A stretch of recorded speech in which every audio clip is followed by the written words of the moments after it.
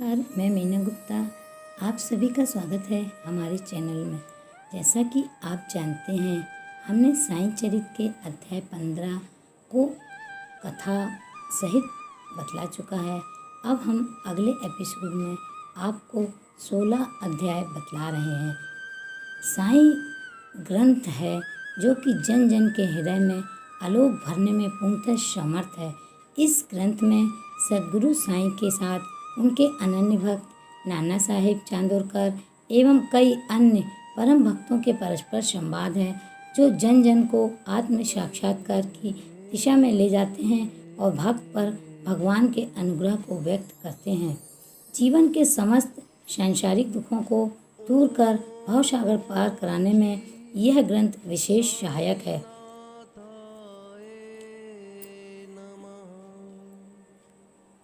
श्री साईं में श्रद्धा, आस्था एवं विश्वास रखने वालों के लिए यह ग्रंथ एक अनमोल धरोहर है। आप सभी से विनती है कि हर साईं भक्त इस साईं चरित का पठन प्रतिदिन करें और इनकी साईं बाबा की चमत्कारों की जो घटनाएं हैं उसे समझें और अपने जीवन में उतारें। तो चलिए अध्याय 16 प्रारंभ करते हैं। जैसा कि आप जानते हैं, अध्याय 16 में माया नहीं भूलती, भीमाजी पाटिल का क्षय रोग निवारण, बालाधर जी का ज्वर छू गया हो, बापू साहिब बुटी का अम्ल पित्त गायब, आलंदी के स्वामी की कर्ण पीड़ा का नाश और मूंगफली से उपचार, दत्तोपंत की उदर पीड़ा निवृत्ति, इन सभी कथाओं का विवरण है। माया नहीं भूलती। साईं बाबा कहा करते थे, मैं फकीर हूँ, ना तो मेरी स्त्री है और ना घर द्वार ही है। सब चिंताओं को त्याग कर मैं एक ही स्थान पर रहता हूँ, फिर भी माया मुझे कष्ट पहुँचाती है। मैं तो उसे भूल चुका हूँ, परंतु माया मुझे नहीं भूलती। श्री हरि की यह माया ब्रह्मादि को भी नहीं छोड़ती, फिर मुझ सरीखे फकीर का तो कहना ही क्या है।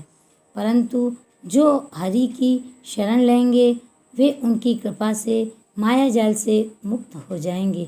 इस प्रकार बाबा ने माया की शक्ति का परिचय दिया। भगवान श्री कृष्ण भागवत पुराण में उद्धव से कहते हैं कि संत मेरे जीवित रूप हैं, और बाबा का भी यही कहना था कि वे भाग्यशाली हैं जिनके समस्त पाप नष्ट होने को होते हैं, वे ही मेरी उपासना की ओर अग्रसर होते हैं। यदि तुम केवल साईं साईं का ही स्मरण करोगे तो मैं तुम्हें भवसागर से पार उतार दूंगा। इन शब्दों पर विश्वास करो, तुम्हें अवश्य लाभ होगा। मेरी पूजा के निमित्त सामग्री या अष्टांग योग की आवश्यकता नहीं है, मैं तो भक्ति में ही निवास करता हूँ। भीमाजी पाटिल का क्षय रोग निवारण। नारायणगांव जिला पूना निवासी भीमाजी पाटिल को सन 1909 में क्षय रोग हो गया। उनकी अनेक प्रकार से चिकित्सा की गई पर कुछ भी लाभ न हुआ। अंत में वे हताश होकर भगवान से सहायता के लिए प्रार्थना करने लगे। फिर उन्हें विचार आया कि क्यों न मैं साईं बाबा के परम भक्त श्री नाना साहेब चंदोरकर से इस विषय में परामर्श लिया जाए। अतः उन्होंने अपनी स्तुति पूर्ण विवरण सहित उनके पास लिख भेजी और उचित मार्गदर्शन के लिए उनसे प्रार्थना की। श्री नाना साहिब ने लिख दिया कि अब तो केवल एक ही उपाय शेष है, और वह है साईं बाबा के चरण कमलों की शरण लेना। नाना साहिब के वचनों पर विश्वास कर उन्होंने शिरडी को प्रस्थान की तैयारी की। शिरडी में उन्हें मस्जिद में ले जाकर लिटाया गया। श्री नाना साहिब और सामा भी इस समय वहीं उपस्थित थे। बाबा बोले कि वह पूर्व जन्म के बुरे कर्मों का ही फल है, इस कारण मैं इस झंझट में नहीं पड़ना चाहता। यह सुनकर पाटिल बोले कि मैं बिल्कुल निस्सहाय हूँ, हे दीनों के शरण मुझ पर दया करो। इस प्रार्थना से बाबा का हृदय दीवित हो गया और वे बोले कि अच्छा ठहरो, चिंता न करो, तुम्हारे दुखों का अंत शीघ्र होगा। कोई कितना भी दुखित और पीड़ित क्यों ना हो, जैसे ही वह बाबा की मस्जिद की सीढ़ियों पर पैर रखता है वह सुखी हो जाता है और उसके सारे दुख दूर हो जाते हैं। मस्जिद का फकीर बहुत दयालु है और वह तुम्हारा रोग भी निर्मूल कर देगा। वह तो सबकी रक्षा करता है। रोगी को हर 5वें मिनट पर खून की उल्टियां हुआ करती थी, परंतु बाबा के सामने उसे कोई भी उल्टी न हुई। जिस समय वे बाबा से अपने श्रीमुख से आशा और दयापूर्ण शब्दों से अपना उद्गार प्रकट किए, उसी समय से उनके रोगों ने भी पलटा खाया। बाबा ने रोगी को भीमा भाई के घर में ठहरने को कहा। यह स्थान ऐसे रोगी के लिए सुविधाजनक और स्वास्थ्यप्रद तो न था, फिर भी बाबा की आज्ञा को भला कौन टाल सकता था। वहाँ पर रहते हुए बाबा ने उन्हें 2 स्वप्न देकर उनका रोग हरण कर लिया। पहले स्वप्न में रोगी ने देखा कि वह एक विद्यार्थी है और शिक्षक के सामने कविता को याद न कर सकने के कारण दंड भोग रहा है, और दूसरे स्वप्न में उन्होंने देखा कि कोई हृदय पर नीचे से ऊपर और ऊपर से नीचे की ओर पत्थर घुमा रहा है, जिससे उन्हें बहुत ही असहनीय पीड़ा हो रही है। स्वप्न में इस प्रकार कष्ट पाकर वह स्वस्थ हो गए और घर लौट आए। गांव पहुंचने पर भीमाजी पाटिल ने सत्यनारायण व्रत के स्थान पर सत्य साईं व्रत का आरंभ किया। बाबा बाला दर्जी का ज्वर कैसे छू हो गया। एक अन्य भक्त जिसका नाम बाला गणपत दर्जी था, वह एक बार जीर्ण ज्वर से पीड़ित हुआ। जब अनेक उपचार किए उसके बाद भी ज्वर ठीक नहीं हुआ तो शिरडी आकर बाबा की शरण ली। बाबा ने उसे आदेश दिया कि लक्ष्मी मंदिर के पास जाकर एक काले कुत्ते को थोड़ा सा दही और चावल खिलाओ। घर पहुंचकर चावल और दही लेकर वह लक्ष्मी जी के मंदिर पहुंचा, जहां एक काला कुत्ता पूंछ हिलाता हुआ मिला। उसने वह चावल और दही उस कुत्ता के सामने रख दिया, जिसे वह तुरंत ही खा गया। इसके बाद बाला दर्जी का ज्वर हमेशा के लिए जाता रहा। बापू साहब बूटी का अम्लपित्त गायब। बापू साहेब बूटी एक बार अम्लपित्त के रोग से पीड़ित हुए। उनकी अलमारी से अनेक औषधियाँ थीं, परंतु कोई भी गुणकारी ना हो रही थी। बापू साहेब की स्थिति गंभीर हो गई। वे अब मस्जिद में जाकर बाबा के दर्शन करने में भी असमर्थ थे।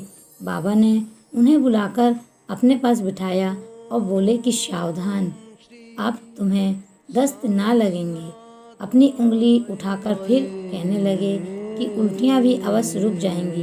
बाबा ने ऐसी कृपा की कि मोल और सारे रोग नष्ट हो गया और बूटी साहेब पूर्ण रूप से स्वस्थ हो गए। एक अन्य अवसर पर वे हैजे से पीड़ित हो गए। फलस्वरूप उनकी प्यास अधिक तीव्र हो गई। डॉक्टर पिल्ले ने हर तरह के उपचार किए, परंतु स्थिति ना सुधरी। अंत में वे फिर बाबा के पास पहुँचे और उनसे त्वचा रोग निवारण की औषधि के लिए प्रार्थना की। उनकी प्रार्थना सुनकर बाबा ने उन्हें मीठे दूध में उबाला हुआ बादाम, अखरोट और पिस्ते का काढ़ा पीने को कहा। आलंदी के स्वामी की कर्ण पीड़ा का नाश। आलंदी के एक स्वामी बाबा के दर्शन के लिए शिरडी पधारे। उनके कान में इतनी असहनीय पीड़ा थी, जिसके कारण कि उन्हें एक पल भी विश्राम करना कठिन था। उनकी शल्य चिकित्सा भी हो चुकी थी, फिर भी स्थिति में कोई सुधार न हुआ। दर्द भी बहुत अधिक था। वे बाबा से वापस लौटने के लिए अनुमति मांगने गए। यह देखकर श्यामा ने बाबा से प्रार्थना की, स्वामी जी के कान में अधिक पीड़ा है, आप इन पर कृपा करें। बाबा आश्वासन देते हुए बोले कि अल्लाह अच्छा करेगा। स्वामी जी पुनः वापस लौट गए और 1 सप्ताह के बाद उन्होंने शिरडी में पत्र भेजा कि कान की पीड़ा शांत हो गई है, परंतु सूजन अभी वैसी ही बनी है। सूजन दूर हो जाए इसके लिए वे शल्य चिकित्सा ऑपरेशन कराने बम्बई गए, लेकिन अब शल्य चिकित्सा की भी आवश्यकता नहीं रही। उनका रोग पूर्ण रूप से ठीक हो गया। मूंगफली से उपचार।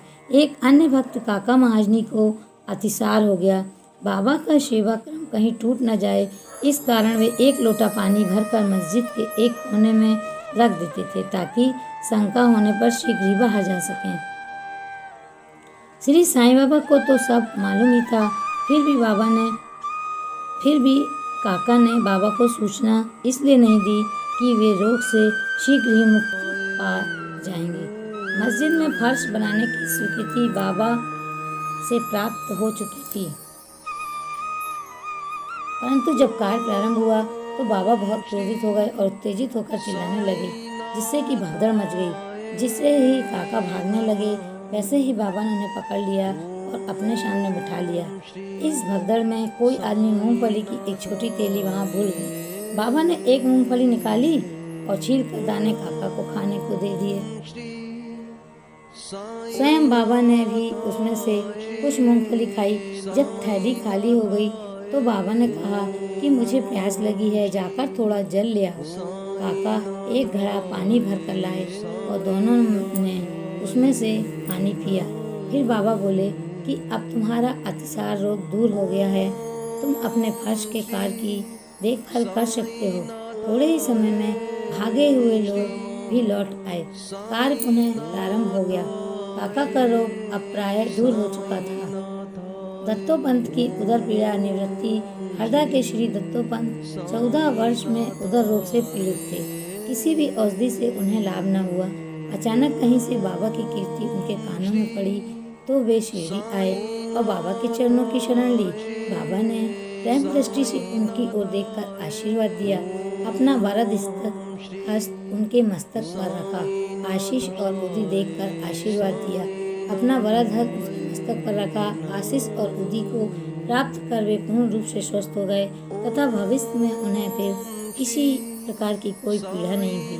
इसी तरह माधवराव देशपांडे का बवासीर रोग और गंगाधर पंत व नाना साहेब चांदोरकर की उदर पीड़ा का भी बाबा ने पूर्ण रूप से निवारण किया। तो आपने देखा कि साईं के कितने चमत्कार हैं और कितनी लीलाएं हैं कि वे अपने भक्तों के कष्ट पल भर में दूर कर देते हैं। तो आप भी साईं चरित्र का पठन करें, जिससे कि आपको बाबा के द्वारा दी गई सारी शिक्षाएं और ज्ञान का अनुभव हो सके। अब हम अध्याय 17 का अगले एपिसोड में पूर्ण विवरण आपको देंगे। तब तक के लिए जय साईं राम, जय साईं राम, जय साईं राम। ओम श्री साईं नाथाय श्री साईं नाथाय नमः। ओम श्री साईं नाथाय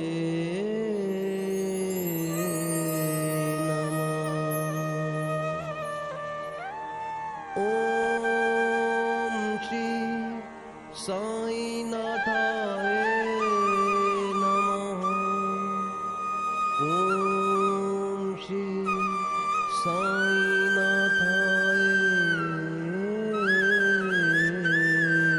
नमः।